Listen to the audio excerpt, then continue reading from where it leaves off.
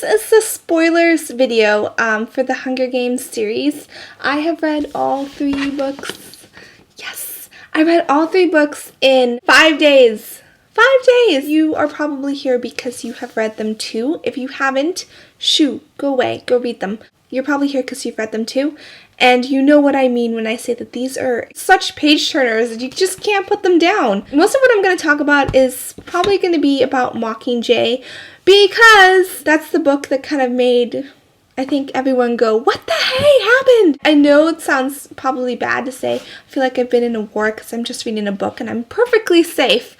But as close to feeling like you've been in a war as a book can get, I felt like you just not knowing what was going to happen to the characters, the suspense, the emotional pull the story had, it was a lot stronger than most stories that I've read. Hunger Games I feel like was the best written. Catching Fire was my favorite one, but I feel like Mockingjay was essential to the whole series. While I guess, yeah, it could have been better, I am really happy that I read it. I'm happy that I've read the whole series, and I think the Mockingjay was still a really good book and probably better written than a lot of other books, if not in style but in concept.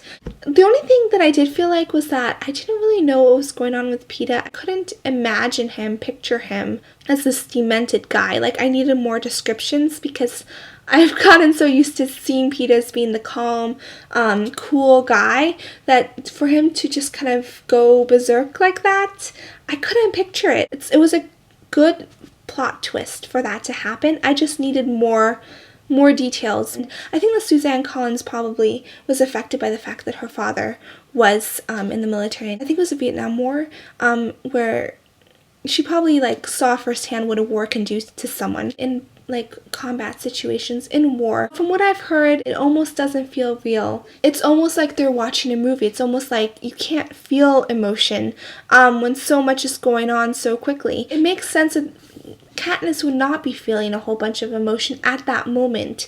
You have to act now and feel later and think later. Most books and stories kind of slow down time when something dramatic happens, something life-changing happens.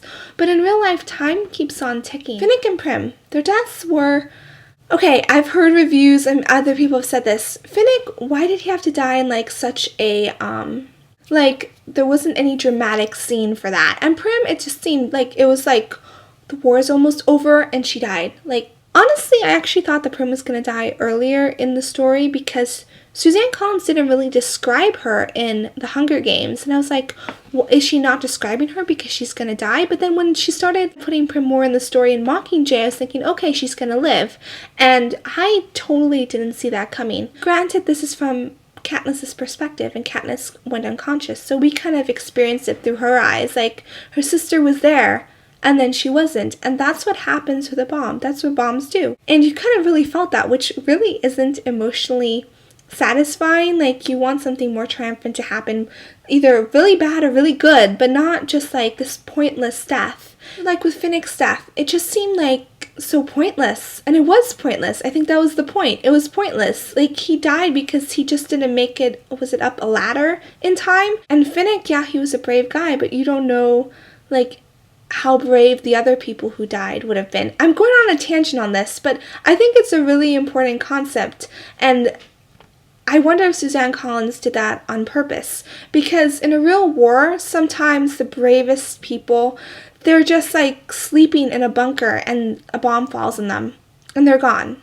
And they could be the bravest souls in the world, whereas someone else who really is scared, hasn't really done anything especially heroic in their lives, they might rise to the occasion and do something amazing. War affects everyone, and I think that Suzanne Collins did a great job in pointing that out. And I feel like with this book, when Finnick and Prim died, it kind of stuck with you. The story moved on, but you didn't, because us as the reader, we were wait, this was a really important character. How can the story move on? Everybody's a main character in their own story. There's no expendable person. There's no expendable character.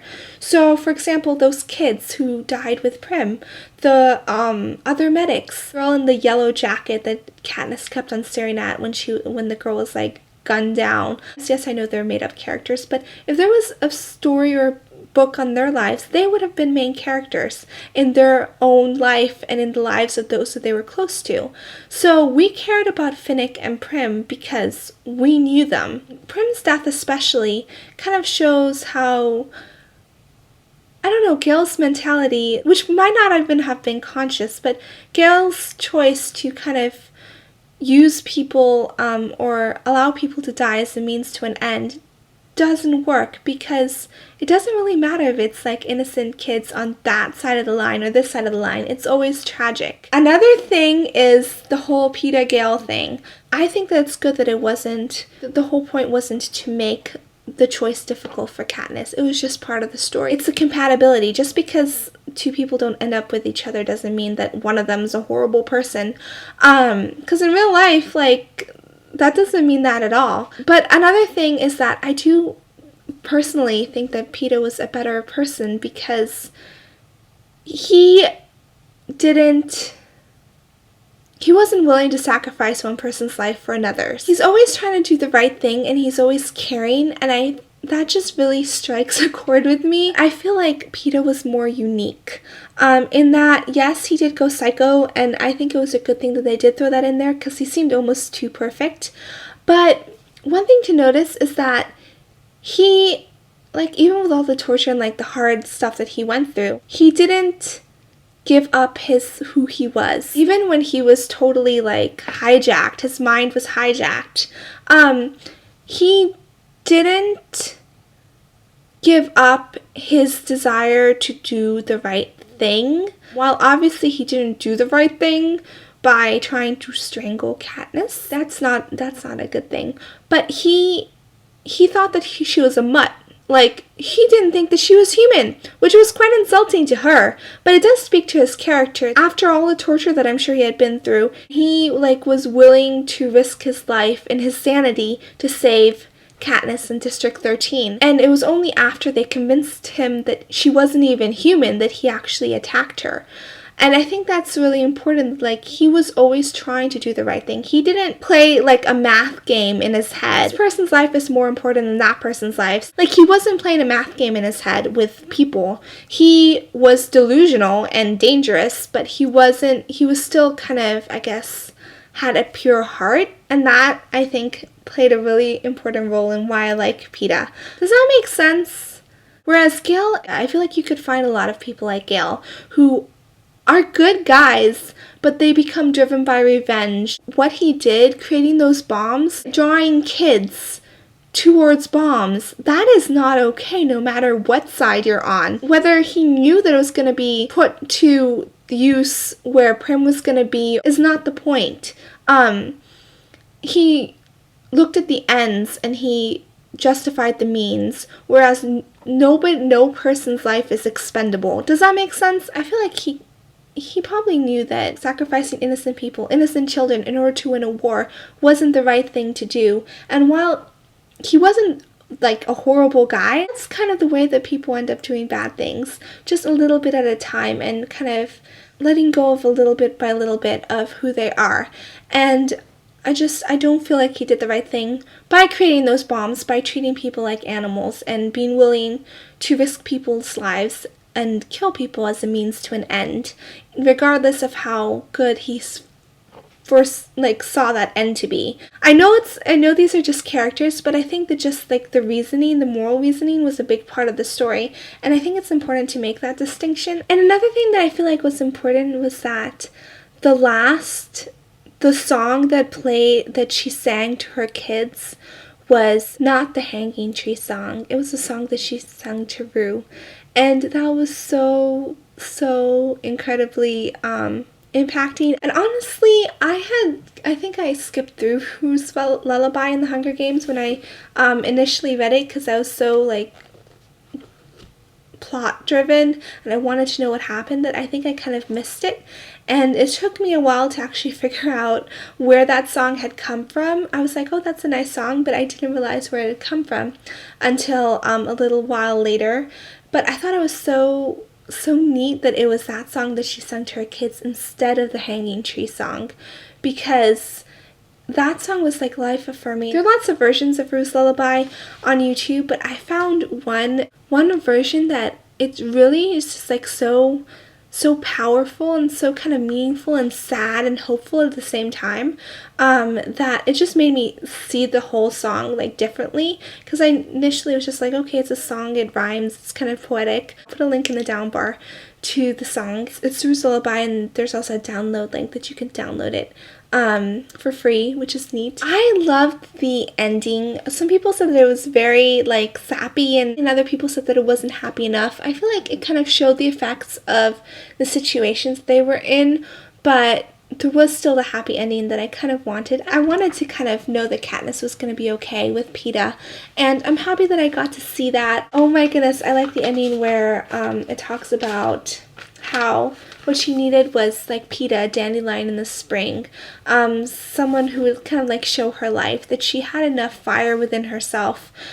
She needed someone to help her kind of tame that fire and kind of use the fire within her to be life-giving and not destructive. I thought that was really neat, really cute, and I was happy to see that she did have kids, and that while everything wasn't like perfect happily ever after, because after all that happened, how could it be? But there was still that hopeful ending, and I thought it was neat that both Katniss and Peeta did end up keeping who they were. They grew from their experiences, they were scarred, but Peeta consciously, like he said in the Hunger Games, and Katniss kind of more unconsciously, they both kind of fought to stay who they were and stay true to who they were, and I feel like that's something that not a lot of us would be able to do in that situation, so yeah, go them. And I thought that the real part of kind of their recovering, and Katniss making like the list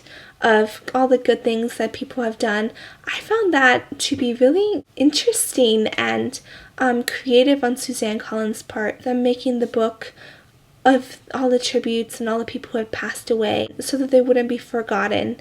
I thought that really impacted me, and I was just like, wow, I can't imagine Haymitch just sitting with them. I wanted to know more about what happened to Haymitch and what happened to Katniss's mom, but I'm happy with the ending. So yeah, in conclusion, I do recommend these books. I just made a video recommending these books, a video without spoilers. While I do agree that Mockingjay probably could have been written a little bit differently, I am really happy that Suzanne Collins did write it the way that she did, and it's not a book that I just kind of read and put back on the bookshelf.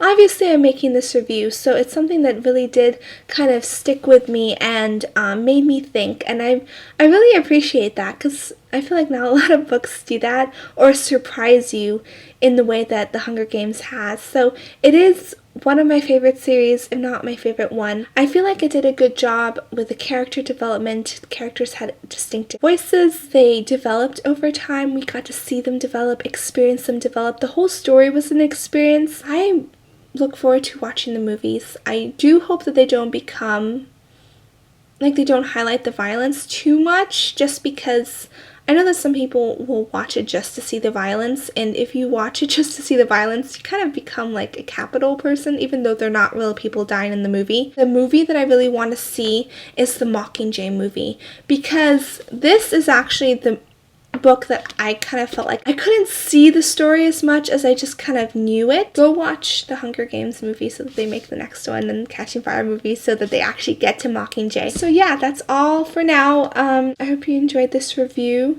and you can leave in the comments what you think. Oh, and look at my shirt. This is not a Hunger Games shirt, but I think it's really appropriate for today.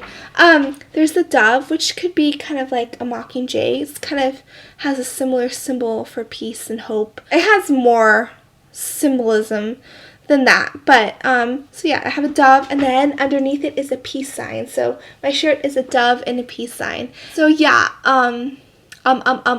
that's all for now, for reals, and I will talk to you guys later. Bye!